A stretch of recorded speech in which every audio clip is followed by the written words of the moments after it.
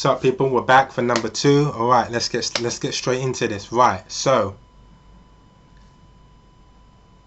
he then, but obviously after he's had sex with her, now she now becomes one of the same thing that she's standing outside the courtroom.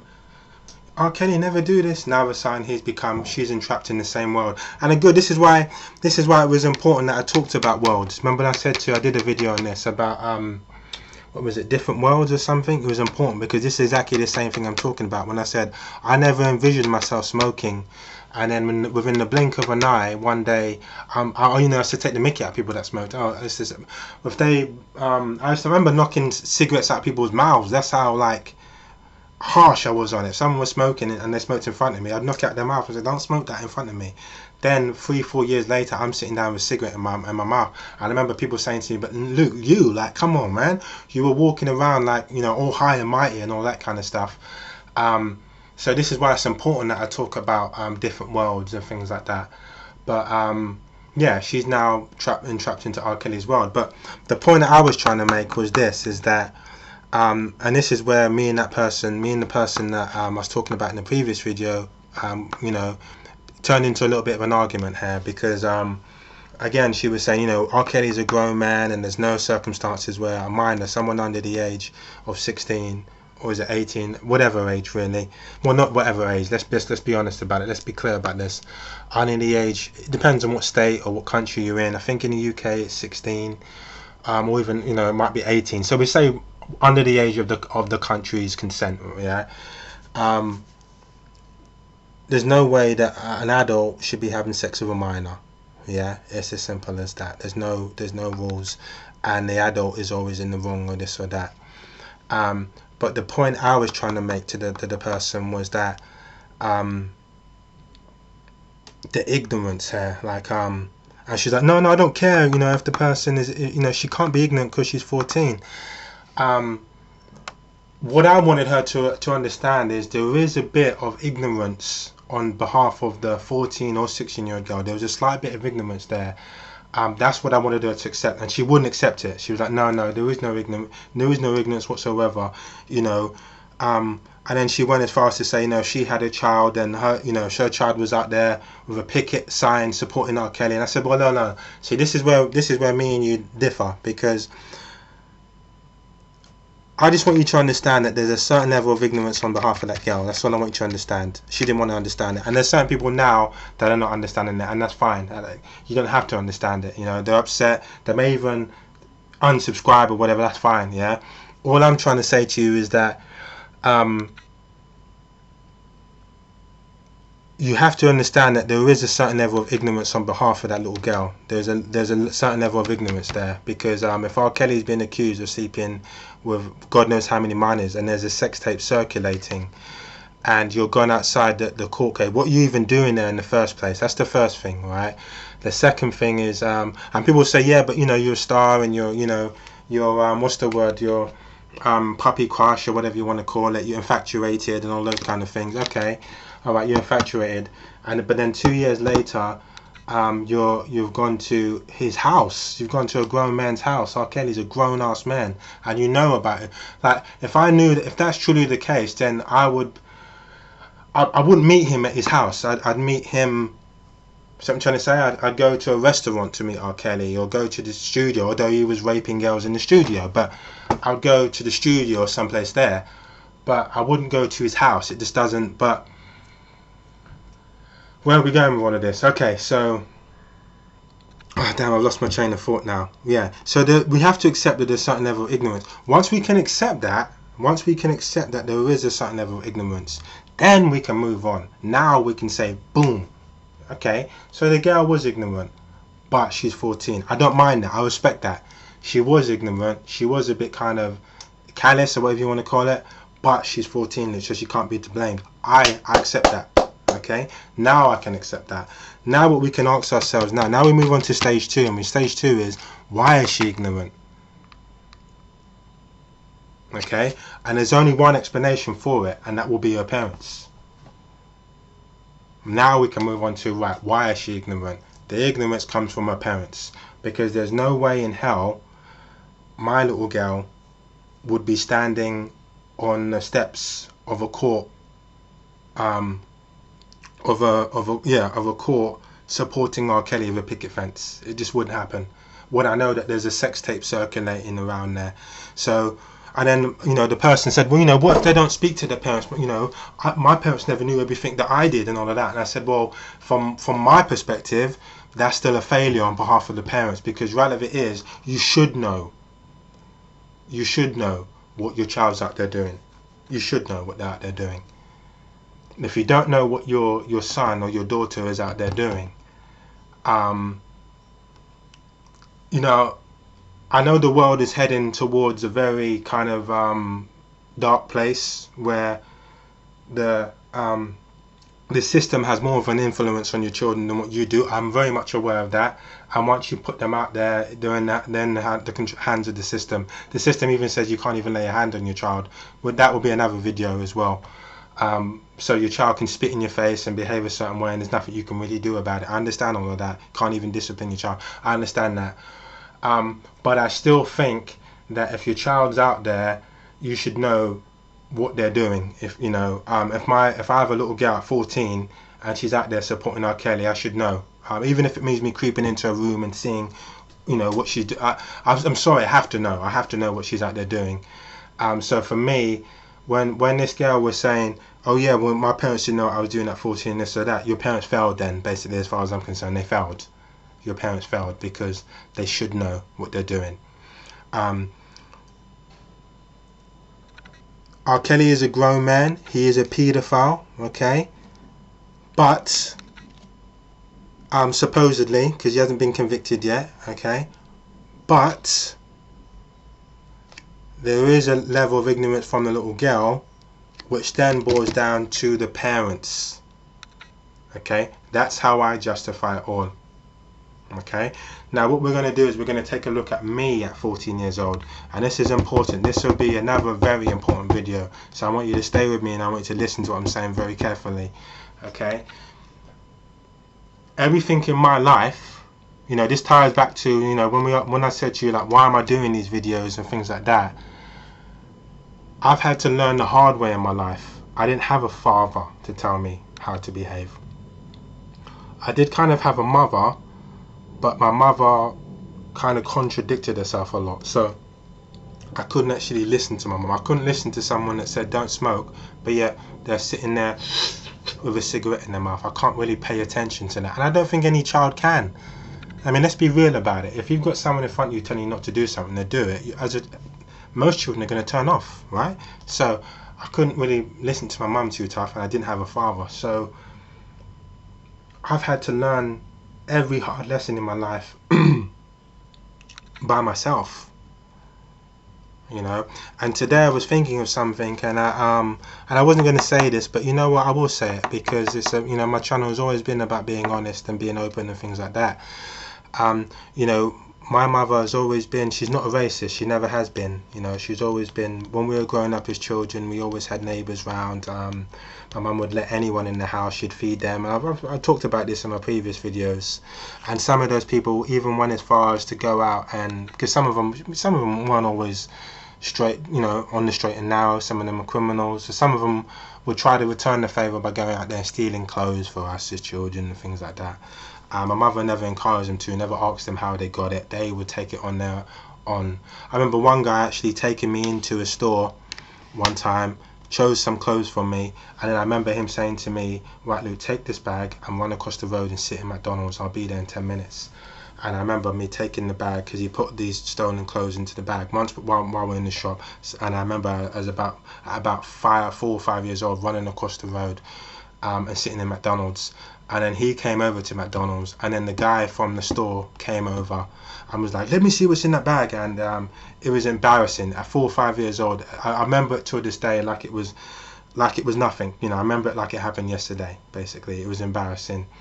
But my mum had all kinds of people around, and what I gathered from all of that over the years was really that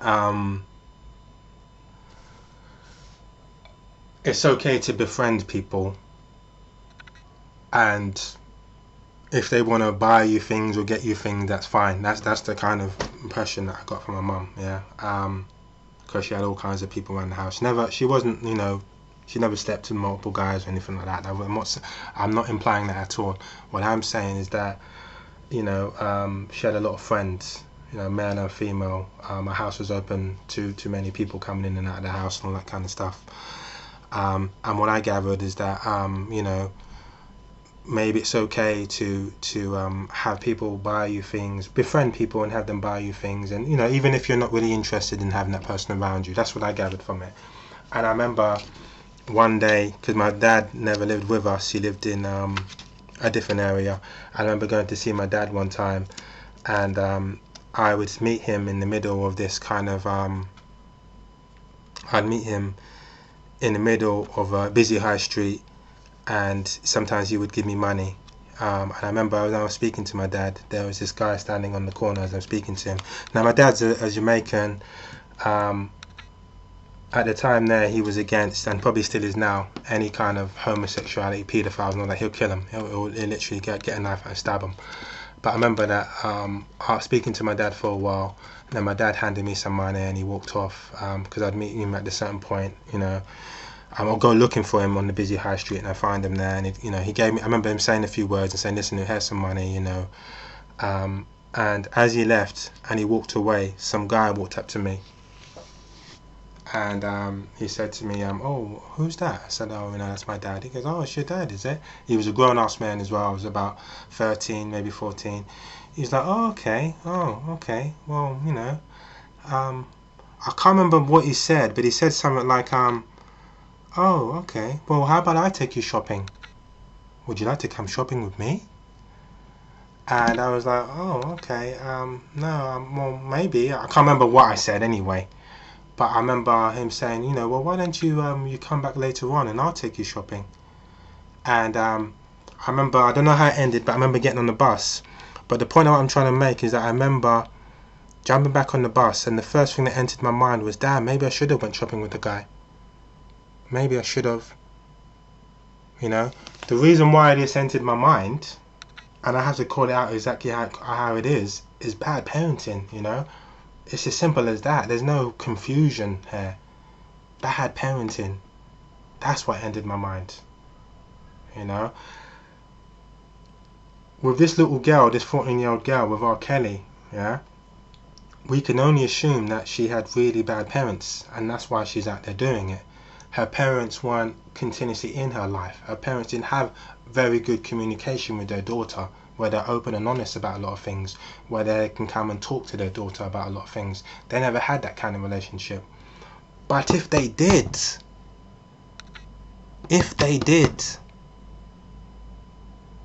and their daughter, having all of that knowledge, your mum and your dad have told you, two loving parents have raised you the right way, and they tell you, listen, R. Kelly, do you know what he's in court for? Right, I understand what you're saying, daughter. Listen to me carefully. Right now, you're infatuated. It happens. But there's a lot of evidence right now that's that. And if you still think R. Kelly's innocent, fair enough. But don't go around where R. Kelly is, because history has proven that. If your parents are telling you these things and that you got that right communication, and you still choose, even as a 14-year-old person, to go out and do those things, then I can't feel as, yes, R. Kelly is a paedophile, yes, supposedly, yes, R. Kelly, how he's still breathing is beyond me, like I've said to a lot of people, but you have to accept some sort of blame, as if your parents were on the ball. If your parents were on the ball. If your parents weren't, then it's different. It's a different story. It's a different story. There's the last thing I'll say is, I think I remember watching Oprah Winfrey or something similar to that, where this boy came on, and before we get into what happened to the boy, his dad always said to him, one day he was playing with something, it was either some sort of poking thing or some sort of gun, and his dad shouted at him and said, son, do not play with that gun, aggressively as well, son, stay away from it. The boy wouldn't listen, and his dad said to him again, son, and he was young, he was about 12, 11, he was young, we're not talking about 20 years old, we're talking about a young boy here. 12, 11, 13, 14. Son, I just told you, stay away from that. Yeah, I told you. Yeah. The son went back and picked up whatever it was, whether it was a gun or this or that. Long story short, shot himself in the eye, poked himself in the eye, whatever it was, lost an eye. Okay. Do you think the father spent every day crying, blaming himself? Of course he didn't. He's turned around and he said to himself, you know what, son, I told you. I told you. Stay away from that. Did I not say that to you? Did I not say if you didn't stay away, you're going to get yourself hurt? Right. I'm not. You've done this to yourself, son. Yeah. Other people may disagree on this and that, and that's fine. But what I'm telling you is that for my life, I never had two parents that were 100% on the ball with me or a close relationship with me. I didn't have those things, or even one. And if I did, and I chose to do something where that was quite ignorance or this or that, I have to, even though that, yes, that is a grown adult out there that is doing those things, but I have to accept a certain responsibility for being ignorant as well. If my parents are, you know, not the greatest of parents, bad parents, whatever, then fair enough. The blame falls on them. That's the point that I'm trying to make, you know, is that we have to kind of, even at 14, 15, you got to understand that you have people that love you, that care for you, that are there for you, yeah, and that's a lot different than someone that's having maybe drug addicts as parents that neglect them. And not saying that my parents were drug addicts, I'm just saying to you, some bad circumstances. It's a lot different than having drug addicts as parents that neglect you. Your mum's, you know, strung out. I remember going around one woman's house one time and she was sleeping on the floor for 2-3 days. She had 3 kids. It's a lot different than living in that kind of household. So I'm not going to feel as sorry for you as I would as someone that as someone that didn't have anyone there for you. If you've had parents that are there for you, I'm not going to feel as sorry for you as I would for people that had parents that weren't there for them, you know. Kind of similar to the whole Tyson Fury mental health thing. I'm sorry, but I'll throw that in there as well. Yes, Tyson Fury did suffer from mental health, but it's a lot different than people that have been raised on next to nothing amount of money, have experienced hardcore poverty, neglect from their parents. Tyson Fury had the opposite. He had loving parents, caring parents, parents that allowed him to leave school early. He had a perfect childhood according to him, and then developed mental health. That's a lot different to people out there that have had nothing but pain, misery, suffering and all that kind of stuff. Parents have neglected them, don't really care about them and all that kind of stuff, and they develop mental health through or before or after, regardless. It's not the same thing, I'm sorry. But summing up the whole thing, yes, it is terrible that a grown-ass man can go with a young child. But the last thing I say is remember that there are some vulnerable adults out there that have the mind of children. So it's not every single person that's an adult that is a paedophile. Okay, some people just want to speak to a female, period, and then there's other people out there that are strictly looking for little girls. They're two different things. Okay, but anyway, thank you for listening.